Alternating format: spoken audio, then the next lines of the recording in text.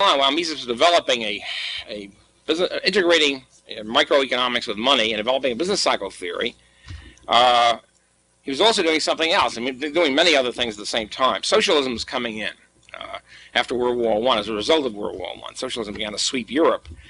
And Mises came out with a famous article in 1920 showing the real problem of socialism is not the usual problem, who will sweep the streets and who will take the garbage out, which is a problem. The real problem is that socialism can't calculate. They wouldn't know what the hell to do.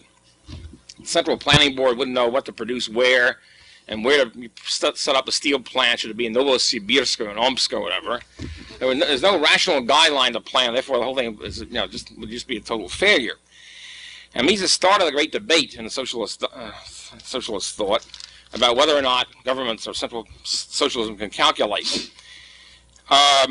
They sort of accept it now. I mean, after many years, when I was going to college and graduate school, the theory was Mises has been refuted because Oskar Longa, the great Polish Marxist, had shown that if you had perfect conditions or whatever, the government could act as if they were the market. And sort of you tell your managers, be the market, be market. And then they go out and Mises, of course, showed that wouldn't work either. And in practice, of course, it hasn't worked. And there was one interesting phenomenon where one thing that Mises said is that the only reason why socialism works at all right now is because there's a world market out there where they can refer to the prices. It doesn't work it works very badly, but at least there's a world market. They can say, okay, the price of steel is such and such, or cement, or whatever. And a noted English economist visited Poland. This is in the 50s.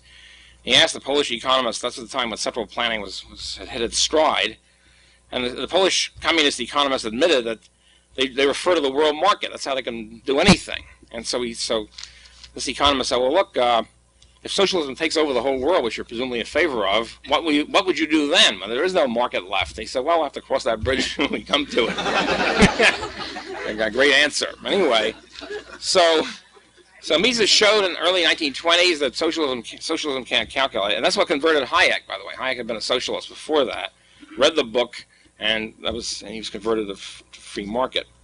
And then he showed that interventionism doesn't work either, because interventionism, for example, has a cumulative effect. Price controls don't work.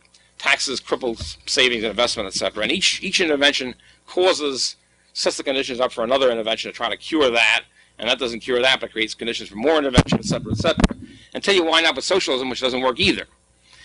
So what we had then was as a result of all this, a carefully built, constructed case for why the market works and why government doesn't work.